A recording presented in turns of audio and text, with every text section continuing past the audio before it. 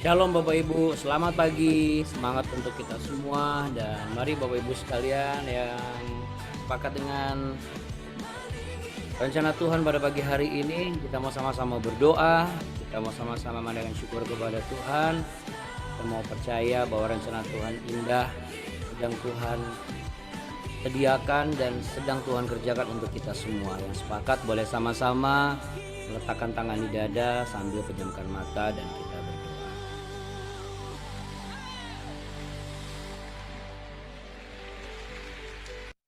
Bapa kami yang baik, Tuhan Yesus terima kasih buat setiap kekuatan yang Tuhan berikan, setiap anugerah-Mu dan rahmat-Mu yang ada dan selalu baru di dalam kehidupan kami. Terima kasih untuk rencana-Mu yang indah, terima kasih untuk hal-hal yang pernah ada dan boleh ada sampai hari ini dan yang akan ada di masa yang akan datang. Pada pagi hari ini kami datang ke hadirat-Mu yang kudus. Kami memuji menyembah Tuhan karena kami perlu untuk mengenal yang Maha Kudus di dalam kehidupan kami. Untuk itu ya Bapa, perkenankanlah setiap doa, permohonan kami dan juga kebenaran firman-Mu kami bila bisa mengerti, kami bisa lakukan dan terapkan di dalam kehidupan kami hari lepas hari. Dalam pekerjaan kami, dalam pelayanan kami dan rumah tangga kami. Bapa kami dalam sorga, dikuduskanlah namamu, datanglah kerajaanmu, dan jadilah kehendak-Mu di bumi seperti di sorga. Berikanlah kami pada hari ini makanan kami yang secukupnya dan ampunilah kami akan kesalahan kami. Seperti kami juga mengampuni orang yang bersalah kepada kami. Dan janganlah membawa kami ke dalam pencobaan, tetapi lepaskanlah kami daripada yang jahat. Karena Engkaulah yang mempunyai kerajaan dan kuasa dan kemuliaan, kekal sampai selama-lamanya. Dan Engkaulah yang mengumpulkan kami satu persatu, karena Engkau mau memberkati kami semua. Kami berdoa juga untuk rekan kami yang lain, yang mungkin belum bisa bergabung, apapun keadaan mereka. Kalau mereka sakit, Tuhan boleh turun tangan untuk menyembuhkan mereka. Kalau mereka lemah, Tuhan berilah kekuatan, Roh Kudus yang memanggil mereka kembali, sehingga mereka boleh sama-sama mendengar bukan tentang sabda-Mu saja yang patut didengar, tetapi pembelajaran dalam kehidupan mereka sama seperti kami.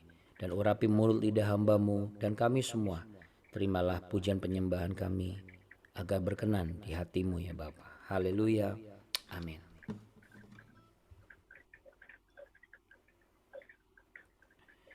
Amin, puji nama Tuhan.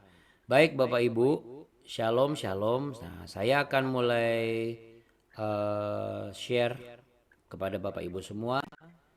Ini pujian yang akan kita naikkan pada pagi hari ini.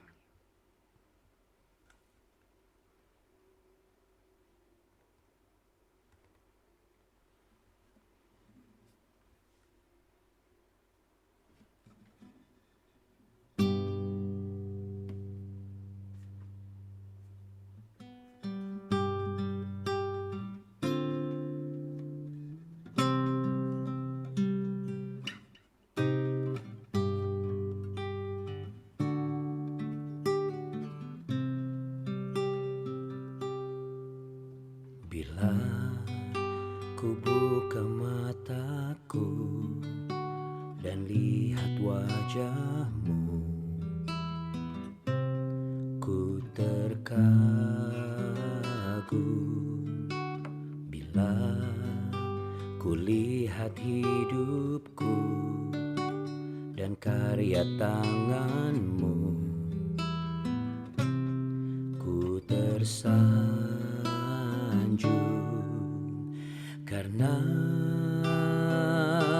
semua yang baik dalam hidupku itulah karya-Mu.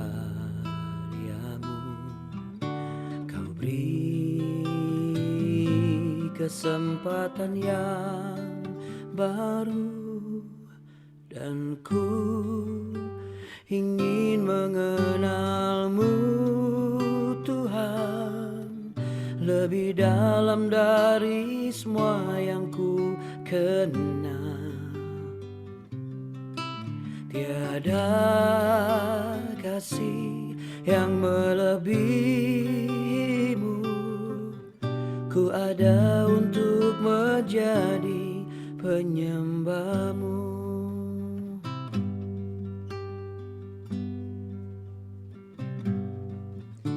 Bila ku buka mataku dan lihat wajahmu,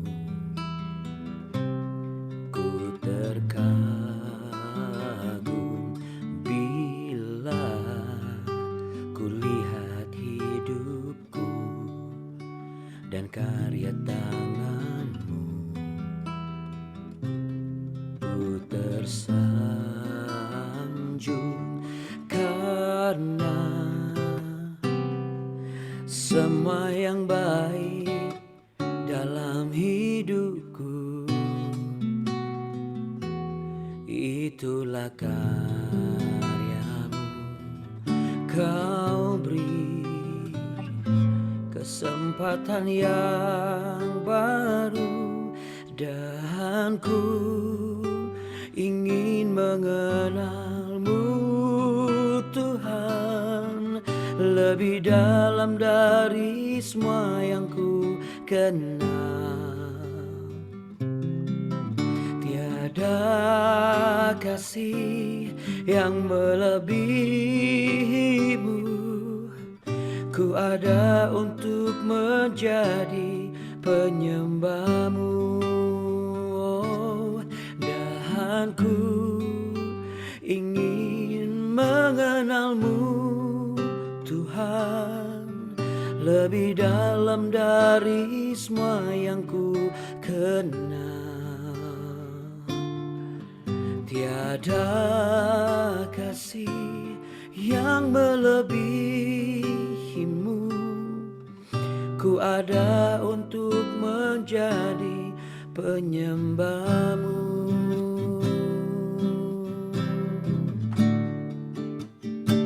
Ku mau jadi penyembahmu, Tuhan.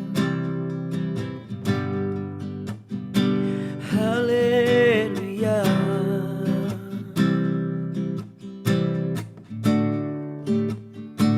Ku mau selalu memuliakan Engkau, Yesus.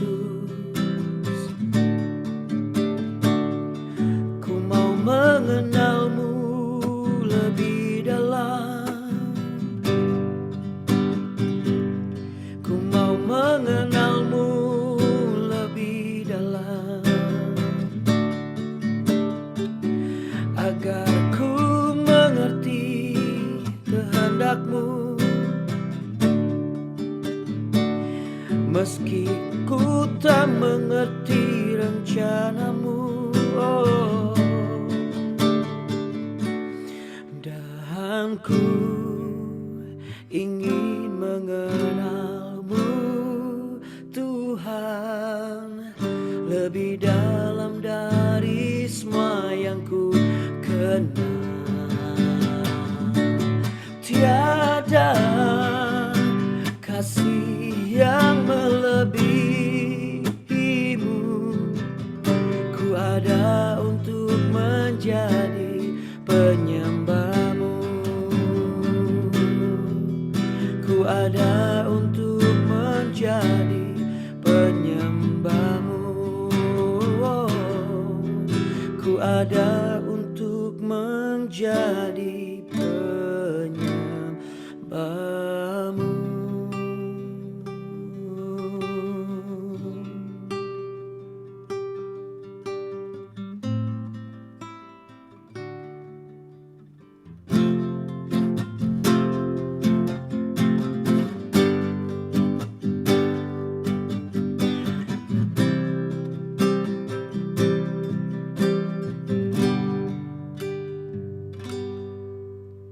Sucikan dan kuduskan hati ini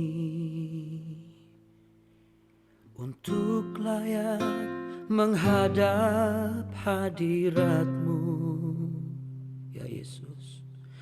Tubuh, jiwa, rohku ku serahkan padamu. Ku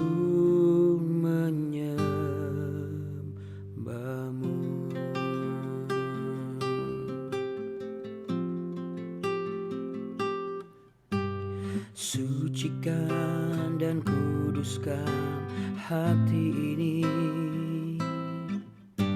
untuk layak menghadap hadirat-Mu. Tubuh jiwa rohku ku serahkan padamu, ku menyembah-Mu.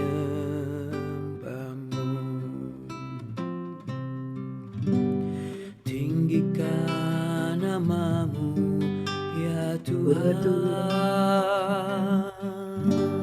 mulialah nama-Mu ya Tuhan.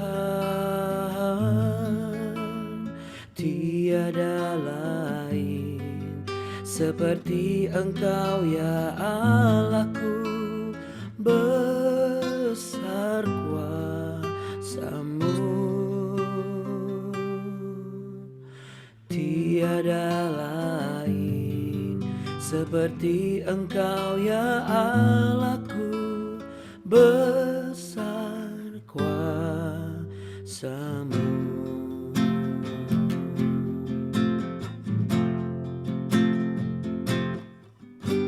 Sucikan dan kuduskan hati ini untuk layak menghadap hadirat-Mu. Tubuh jiwa rohku ku serahkan padamu, ku menyembah-Mu. Mari angkat tangan sama-sama saudaraku. Tinggikan nama-Mu ya Tuhan, mulialah nama-Mu ya Tuhan. Tiada lain seperti Engkau ya Allahku, besar kuasa-Mu. Tiada lain seperti Engkau ya Allahku, besar kuasa-Mu. Tinggikan nama-Mu ya Tuhan, mulialah nama-Mu ya Tuhan Yesus. Tiada lain seperti Engkau ya Allahku, besar kuasa-Mu. Tiada lain seperti Engkau ya Allahku, besar kuasa-Mu. Tinggikan nama-Mu ya Tuhan, mulialah nama-Mu ya Tuhan. Tiada lain seperti Engkau ya Allahku, besar kuasa-Mu. Tiada lain seperti Engkau ya Allahku, besar kuasa-Mu.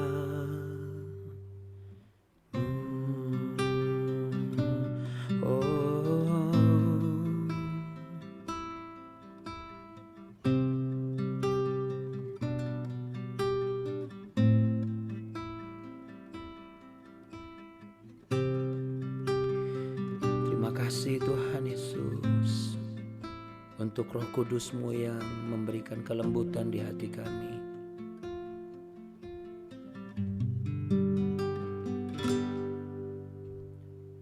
Haleluya. Dalam nama Tuhan Yesus Yang sepakat sama-sama katakan amin. Amin. Yuk tepuk tangan Bapak Ibu sekalian. Kita punya Tuhan yang hebat ya Bapak Ibu. Kita kasih jempol dulu ya buat Allah kita yang hebat.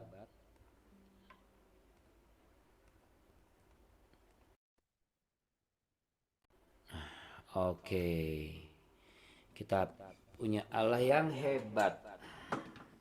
1, 2, 3. Kita punya Allah yang hebat. Sangat hebat. Teramat hebat. Engkau selalu hebat. Selamanya hebat ya Tuhan Yesus. Haleluya. Kasih tos biar kita sama-sama semangat. Dan kita langsung ambil Alkitab di tangan kanan kita. Tetapi tidak kita angkat tinggi-tinggi karena bukan perjamuan kudus. Oke. Yuk kita buka di Hakim-Hakim Bapak Ibu. Yang menarik adalah di Hakim-Hakim ini walaupun katanya hakim-hakim tapi tidak ada yang membuat kita merasa terhakimi ya Bapak Ibu. Iya, oke. Bapak Ibu sekalian, sebelum kita lanjutkan saya ingin menyampaikan dan menanyakan satu pertanyaan yang sebenarnya yang hanya patut kita jawab di tempat kita masing-masing. Seberapa dekat kita mengenal pasangan kita? Yaitu yang pertama, seberapa dekat kita mengenal anak-anak kita? Itu yang kedua. Yang ketiga, seberapa dekat kita mengenal keluarga kita? Keluarga di sini keluarga terdekat ya Bapak Ibu. Ya, artinya ada besan, ya ada menantu. Itu aja dulu. Gak usah sampai seabrek-abrek keluarga-keluarga yang lain. Itu aja dulu. Lalu kemudian yang kelima, seberapa dekat kita mengenal pemimpin kita, perusahaan, di gereja. Kenapa saya berikan pertanyaan ini? Karena Bapak Ibu yang terkasih, kata kenal itu bukan hanya sebatas luarnya saja. Ya. Karena kalau kita mengaku, kenal nggak sama si A? Oh kenal. Gimana orangnya? Oh orangnya tuh begini. Nah itu kenal. Oh ya, iya. Ya. Seingat saya sih orangnya begitu. Gitu. Tapi Bapak Ibu, kalau bicara mengenai di luar dari batasan itu, ada yang terbuka. Oh, ya. Di luar dari batasan itu saya boleh katakan belum mengenal ya. Karena mengenal itu harus dua arah ya Bapak Ibu. Ya, sekali lagi mengenal itu harus Harus dua arah. Jadi saya kenal orang dia pun harus kenal saya. Minimal saya tahu sifatnya, saya tahu tabiatnya.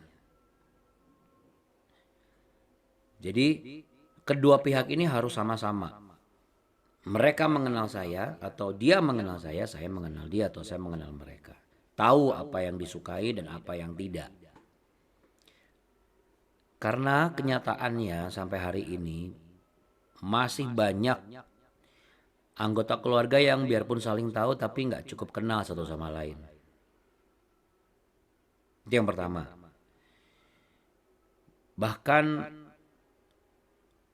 saya pernah bertemu dengan peserta, mudah-mudahan sih tidak ada, kayaknya sih bukan yang di grup ini karena itu grup yang pertama dulu. Saya masih ingat banget waktu masih Pak Jeffrey bukan Pak Zea. Jadi waktu itu ada yang ulang tahun, terus pasangannya tuh ngomong gini, ya ampun, iya. Pasangannya sendiri lupa ulang tahun pasangannya, itu kan repot ya Bapak Ibu ya. Berarti nggak pernah dirayain apa? Bahkan ada yang lupa anniversary pernikahannya. Nah ini juga bahaya ini. Tanggal berapa ya anniversary kita ya Pak? Aduh. Ya bukan berarti langsung yang ditanya langsung marah-marah dan dendam kesumat ya. Itu juga keliru. Gak usah marah. Kalau namanya otak kerja terus mungkin jadi lupa gitu ya. Tapi kan tiap tahun kan dirayakannya, diperingati. Jadi sebenarnya penting untuk bisa tahu tanggal ulang tahun. Nah, memang secara ideal harusnya setiap orang yang memimpin sebuah komunitas atau kelompok kayak saya misalnya, saya tahu nih ulang tahun Bapak Ibu semua. Ya, cuman kan saya belum melakukan sensus nih Bapak Ibu. Jadi ya saya saya belum tahu nih tanggal ulang tahun Bapak Ibu tanggal berapa aja. Jadi ini juga sebenarnya satu ingatan ya. Diingatkan. Jadi bukan teguran ya Bapak Ibu. Kita juga jangan langsung mentang-mentang kita tiba-tiba diingetin langsung, oh saya ditegur nih. Enggak lah. Kan diingatkan. Teguran itu sifatnya kan jikalau kita punya salah. Ya. Tapi kalau diingatkan itu supaya kita dihindari sesuatu yang keliru. Ya saya sih nanti kalau memang Bapak Ibu nggak keberatan nih, Bapak Ibu tulis. Kenapa sih Abuna kok tumben? Ya setelah saya baca, saya berdoa. Beberapa hari kemarin kan kita bahas mengenai khusus pencurahan Roh Kudus. Tapi di sisi lain ya saya juga sempatin waktu pribadi untuk mempersiapkan ini sampai tadi malam pun juga. Tadi malam juga saya kan biasa mesbah. Kemudian sama anak-anak saya bilang kemarin sore kalau nggak salah sebelum maghrib waktu di sini ya saya bilang sama Abu nih saya lagi mempersiapkan bahan gitu. Jadi Bapak Ibu yang terkasih, apa yang terjadi kalau kita misalnya nggak kenal? Kita nanti kerap salah pengertian terus gitu, salah paham. Ya, salah pahamnya itu ujung-ujungnya nanti jadi ke satu kalimat. Emang saya nggak cocok, nah, itu yang keliru lagi. Sebenarnya bukan masalah nggak cocok, tapi masalah kita belum memahami, dia pun belum memahami. Jadi bagaimana supaya bisa memahami? Kalau perlu kita ngomong. Saya ini orangnya begini. Saya itu maunya, keinginan saya tuh begini. Nah, lalu yang pihak yang lain juga ngomong. Ya. Karena tidak semua orang bisa membaca situasi. Masa tidak semua orang bisa membaca situasi? Nah sekarang gini aja lah. Kan gak semua orang bisa baca bahasa Inggris kan. Gak bisa semua orang bisa baca dan ngerti pula artinya. Ada yang bisa baca lancar, ngertinya enggak loh Bapak Ibu. Ini juga lucu.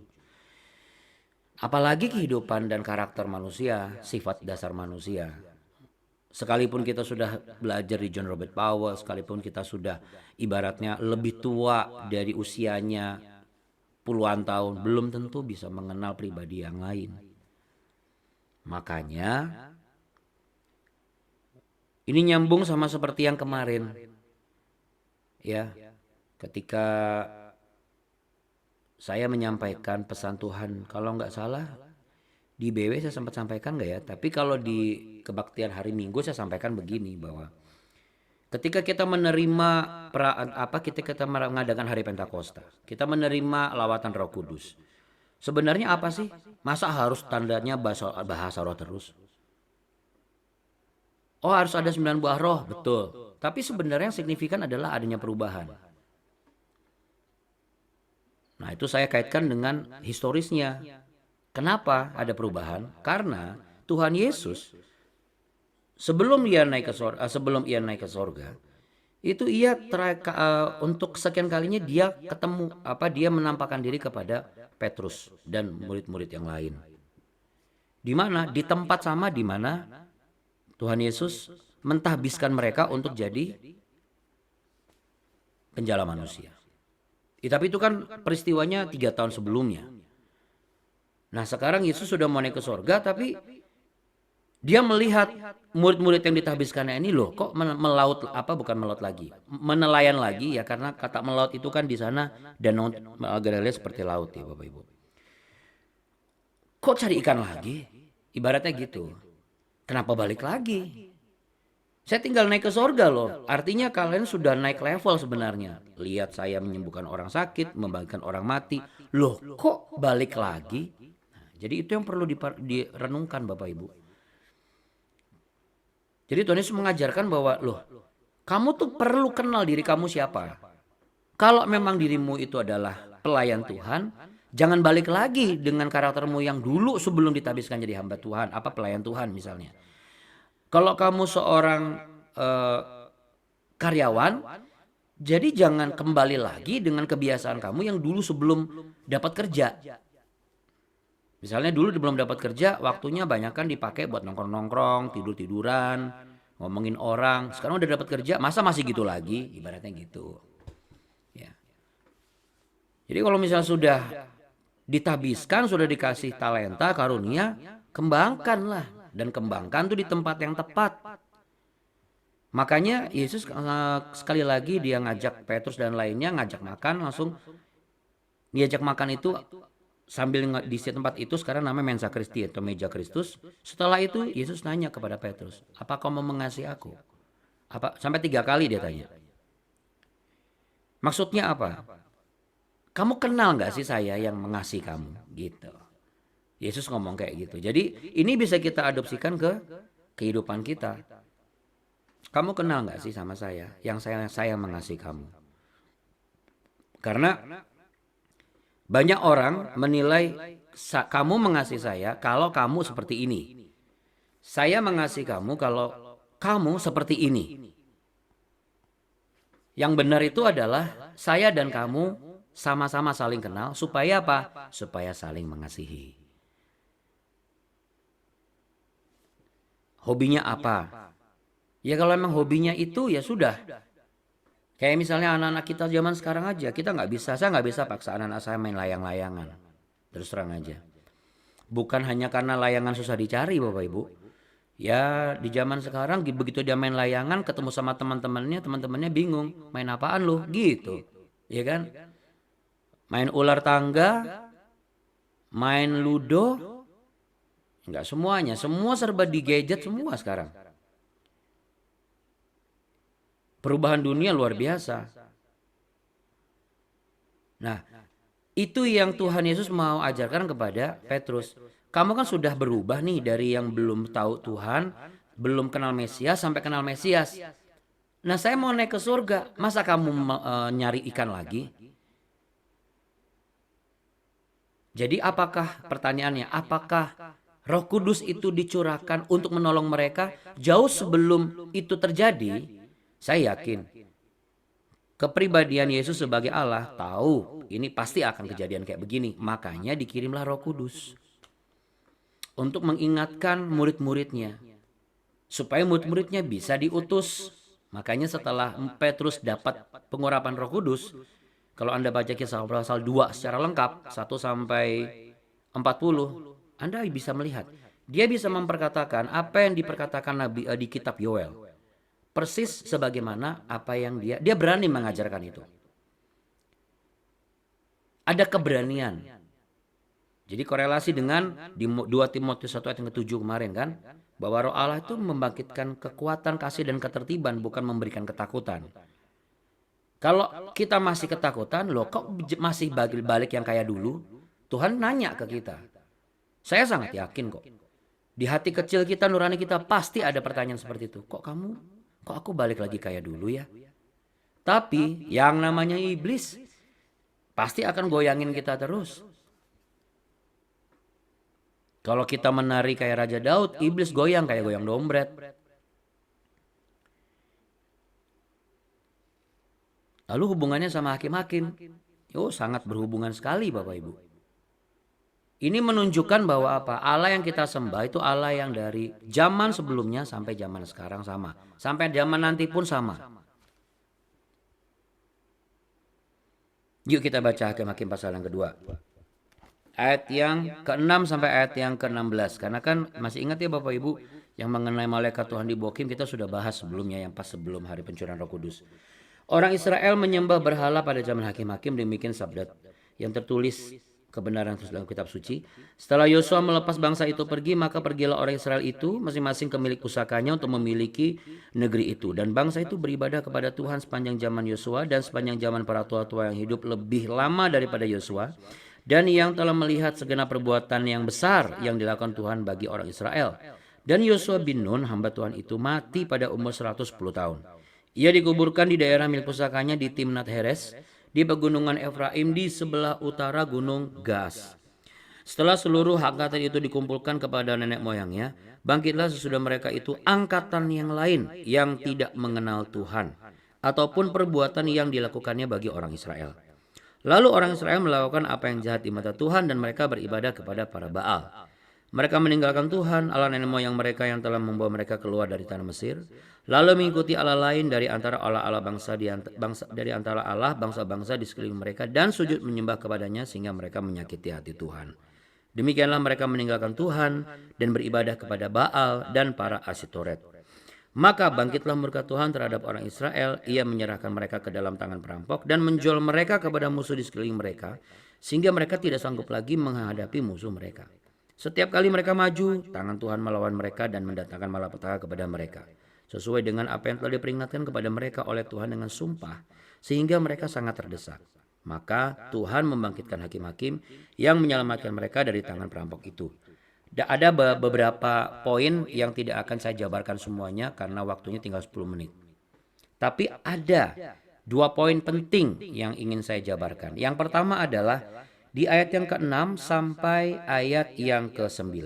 Ini keadaan di mana masih ada orang-orang yang bersaksi, orang-orang yang menceritakan kebaikan Tuhan, orang-orang yang menceritakan dan menjabarkan bagaimana perbuatan-perbuatan Tuhan yang ajaib kepada bangsa Israel, bagaimana orang yang sakit disembuhkan, bagaimana mereka mengalami pergumulan, sempat durhaka tapi Tuhan Maha Kasih dan diampuni lagi.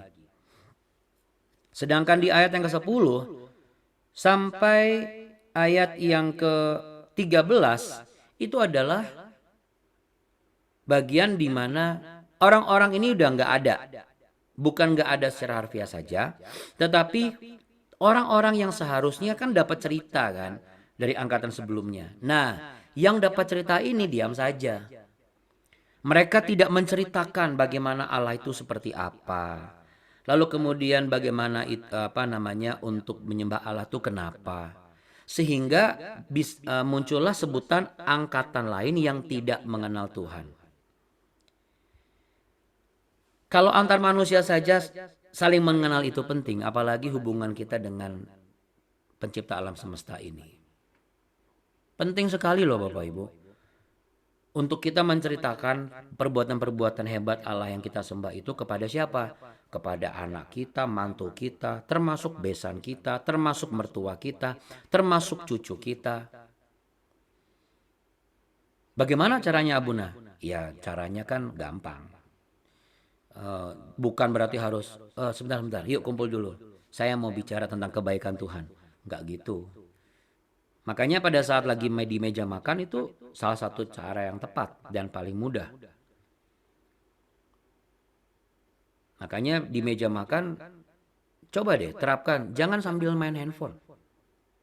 Saya selalu ingatkan kepada anak saya, jangan pernah pegang handphone kalau lagi makan. Tegas sekali saya ngomong. Kenapa? Bukan berarti, kalau makan gak boleh pegang handphone. Bukan. Supaya saya bisa cerita. Istri saya pun juga bisa cerita. Ya bukan berarti setiap makan kok kaku banget. Emang gak boleh pegang handphone. Kalau menurut saya gak boleh. Tapi kalau sambil nonton, sesekali oke. Karena apa? Itu salah satu jembatan untuk apa? Mendapat pembelajaran kan. Ketika ada sesuatu yang bisa dilihat di TV, lalu kita ngomong, tuh lihat ya, apalagi Tuhan juga gak suka kamu kayak begitu. Banyak cara, kita diberikan daya kreasi kok. Sama sebagaimana kita kreatif kan dalam melakukan pekerjaan kita juga bisa kreatif dalam menyampaikan hal-hal seperti ini. Enggak berat, permasalahannya mau apa enggak. Orang-orang yang dengar semua dari angkatan sebelumnya, ini masalahnya bisa disimpulkan mereka nggak mau. Mungkin udah nyaman kayaknya. Karena kan mereka sudah muncul generasi yang lebih canggih gitu. Yang lebih praktis barangkali, ya kan? Yang istilahnya lalu mereka menyimpulkan sendiri bahwa kayaknya kok kalau cerita tentang Tuhan itu kok kayaknya nggak pas buat mereka. Sehingga mereka mulai berkompromi-kompromi. Kenapa? Mereka harus punya pergaulan luas. Gara-gara itu akhirnya mereka menyembah Baal-Baal.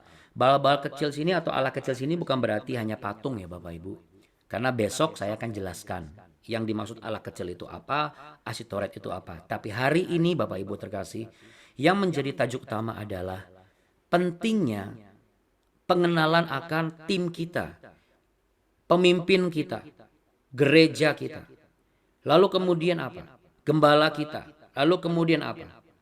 Pelayan-pelayan kita, pelayan Tuhan di gereja kita yang kita gembalakan. Lalu apa lagi? Suami kita, istri kita, mertua kita, menantu kita, besan kita. Penting itu. Nah, di atas semua itu, oh jangan lupa anak-anak kita juga ya, anak-anak cucu juga. Di atas semua itu, lebih penting lagi, kita harus mengenal Tuhan. Kalau di Amsal dikatakan begini. Kalau kita takut akan Tuhan, kita bisa mengenal yang Maha Kudus dan mendapatkan pengertian. Berarti Bapak Ibu, kalau kita kenal Tuhan kita, berarti kita akan mengerti apa yang menjadi kehendaknya, bukan rencananya loh. Banyak orang salah menginterpretasikan bahwa kalau saya udah kenal Tuhan, saya bisa ngerti nih rencana Tuhan. Dari mana ceritanya kita ngerti rencana Tuhan? Tapi kalau kita kenal Tuhan, kita bisa mengerti yang maunya Tuhan itu apa. Kalau rencana Tuhan, cuma Tuhan yang ngerti, yang tahu. Tapi yang patut adalah kita tuh mengerti kehendak Tuhan itu apa. Mengerti kehendak Tuhan, kita mengalami ini, kita menjalani itu, kita berhadapan dengan ini, kita menghadapi itu. Sehingga kita tidak lagi protes-protesan terus sama Tuhan. Masa Tuhan mau datang kita demo terus sama Tuhan kan? Kan gak lucu ya Bapak Ibu ya. Orang demo itu adalah orang yang gak ngerti kan.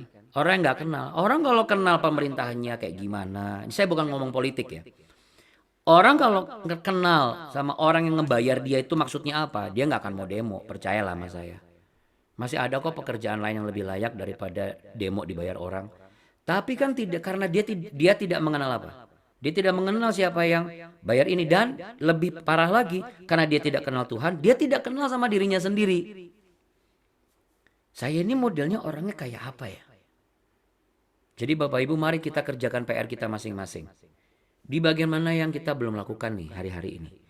Apakah Anda sampai saat ini juga masih belum mengenal diri Anda tuh seperti apa sih sebenarnya? Kok saya tuh mudah marah, mudah tersinggung, sensitif. Kok kesannya saya buruk banget. Padahal tidak seburuk itu. Hanya karena kita gak kenal diri kita. Dan akhirnya orang terdekat kita juga gak kenal dengan kita. Sehingga kita pun gak bisa ngomong. Kita ini orangnya model kayak apa. Orang di sekitar kita nebak kita seperti apa. Kalau tebakannya jitu. Lah kalau tebakannya salah. Apa gak ribut terus Bapak Ibu? Itu sama orang lain, termasuk apalagi ke diri kita sendiri, apalagi hubungan kita sama Tuhan. Jadi jangan heran ketika kita tuh gampang ngambek, kita gampang marah sama Tuhan, konflik terus sama diri sendiri sama Tuhan. Kenapa? Karena kita tidak mengenal diri sendiri dengan baik. Kita juga tidak mengenal Tuhan dengan sangat baik. Sehingga kita tidak ngerti maunya Tuhan apa. Kita gak perlu ngerti kok rencana Tuhan, percayalah sama saya. Kenapa? Karena rencana Tuhan pasti indah pada akhirnya. Amin. Apa buktinya Abuna? Buktinya Tuhan janji kok. Masa depanmu sungguh ada dan pengharapanmu tidak akan hilang. Kurang apa lagi? Tuhan janji juga. Bagi orang yang setiawan mendapat bagian kerajaan surga. Jangan lupa sabda bahagia. 8 sabda bahagia. Apa itu enggak janji Tuhan yang indah pada waktunya? Bapak Ibu yang terkasih, mari sama-sama kita renungkan. Kalau kita belum cukup mengenal karyawan kita, yuk kita belajar, kenali dia. Lihat pola tingkahnya. Jangan langsung menilai dulu dalam sisi yang negatif. Tapi lihat, berarti modelnya tuh kayak begitu. Nah kalau memang sudah mentok, gak bisa diapa-apain, Anda gak usah menyesal bahwa nyesel saya jadikan dia sebagai karyawan. Lebih baik Anda plan B. Oke, kalau gitu kalau dia gak bisa kerjakan, saya yang kerjakan. Sampai nanti saya ketemu sama orang yang mau mengerjakan. Jadi kita nggak pusing dan nggak stres. Tapi bukan berarti sama pasangan hidup begitu. Itu lain konteks ya. Kita juga jangan kaku-kaku banget ya. Kita juga lihatlah porsi-porsinya ya kan. Sama anak, oh oke. Saya akan lakukan pekerjaan anak saya sampai saya dapat anak yang lainnya. Ya nggak gitu juga lah Bapak Ibu. Konteksnya pasti ya berbeda. Disesuaikanlah dengan situasi dan kondisinya. Mari Bapak Ibu, sama-sama pejamkan mata, taruh tangan di dada. Bapak Surgawi, selidikilah hati setiap kami. Kami bersyukur kami mendapat kesempatan ini, hari ini, agar kalau kami buka mata, kami bukan melihat masalah dulu. Tapi kami melihat wajah Tuhan. Kami dibuat kagum bagaimana Tuhan masih memberikan kami hidup dan mengizinkan kami bangun dari tidur kami semalam. Supaya kalau kami lihat hidup kami lihat apa saja yang sudah kami perbuat itu bukan karya tangan kami. Itu adalah karya tangan-Mu ya Tuhan. Ampunilah kami kalau kami belum menjadi sebagaimana kehendak-Mu ya Bapa. Namun firman-Mu berkata, Bapa menghendaki penyembah-penyembah yang benar di zaman ini. Apakah dengan pekerjaan kami sudah menyembah Tuhan? Apakah melalui rumah tangga kami adalah suatu penyembahan bagi Tuhan? Apakah pelayanan kami juga sebuah persembahan yang berkenan bagi Tuhan? Dan apakah hidup kami ini sesuatu yang layak untuk dipersembahkan bagi Tuhan? Atau kami belum melakukan apa-apa? Selagi masih ada kesempatan, kami mau berusaha ya Bapa. Terima kasih Roh Kudus, bantu kami memahami banyak hal. Dan kami pastikan besok kami tidak akan tertinggal karena kami mau melanjutkan pembahasan berikutnya. Agar kami lebih memahami isi firman-Mu. Dan kami lebih memahami diri kami, memahami orang-orang terdekat kami. Terlebih dari semuanya memahami Engkau, Yesus Kristus, Allah, Tuhan dan Juru Selamat kami, pencipta alam semesta ini. Allah yang kekal, yang awal dan yang akhir. Bapak Ibu sekalian dan saudara terkasih, terimalah berkat surgawi dan damai sejahtera dan hikmat daripada Roh Kudus yang menjadi penolong dan menghiburmu. Tuhan memberkati engkau dan melindungi engkau. Tuhan menyinari engkau dengan wajahnya dan memberi engkau kasih karunia. Tuhan menghadapkan wajahnya kepadamu, memberimu perlindungan, pengurapan yang baru, damai sejahtera. Dalam nama Tuhan Yesus Kristus, biarlah kita semua semakin mau berusaha untuk mengenal sebagaimana yang Tuhan kehendaki. Haleluya. Amin. Amin. Katakan haleluya 3 kali. 1, 2, 3. Haleluya. Haleluya. Haleluya. Puji Tuhan. Baik Bapak Ibu, selamat bekerja, selamat berkarya. Tuhan memberkati. Terima kasih ya Bunda. Terima kasih Sama-sama. ya Bunda. Sama-sama. Terima kasih ya Bunda sudah bantu co-host. Salam buat anak cucu Bapak Ibu ya, yang sudah Seiman, mulai terima kasih. ujian ya. Doa kami menyertai mereka selalu. Haleluya. Oke. Ya, kita sama-sama percaya. Halo, Shalom. Siapa itu? Cucu ya? Cucu Abuna. Udah sekolah Kak Bu? Udah sekolah Abuna. Kelas berapa Bu? Kelas 3. Kelas 3. Mau ujian dong ya? Iya, ujian ya. Iya. Oh, ujian. Oke Bapak Ibu, kita kalau gitu doa buat anak cucu ya. Sekali lagi sebelum kita berpisah, mari sama-sama. Bu Duma coba taruh tangan di atas kepala cucunya. Namanya siapa itu Bu Duma? Lisbeth Abuna. Lisbeth. Bukan. Oh, Agatha. Oh, ya kalau Lisbeth itu kan saudaranya Tiur Bu. Biasanya sepupunya Ucok. Lisbeth anaknya. Oh. Oh, anaknya Bu Lisbeth, cucunya namanya Agatha. Oke, baik. Kita satu dalam doa ya. Bapak Surgawi, hamba minta otoritas-Mu kau letakkan kepada tangan Bapak Ibu semua.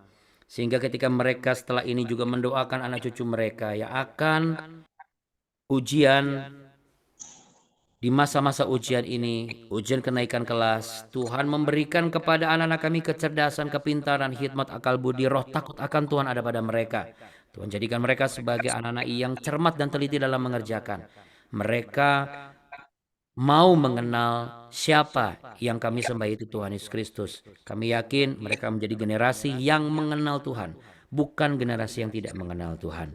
Dan kami juga mendoakan berlaku bagi semua rekan-rekan kami yang sudah lebih dulu meninggalkan BW ini, tetapi kuasa dan kasih Tuhan tidak pernah meninggalkan mereka. Haleluya.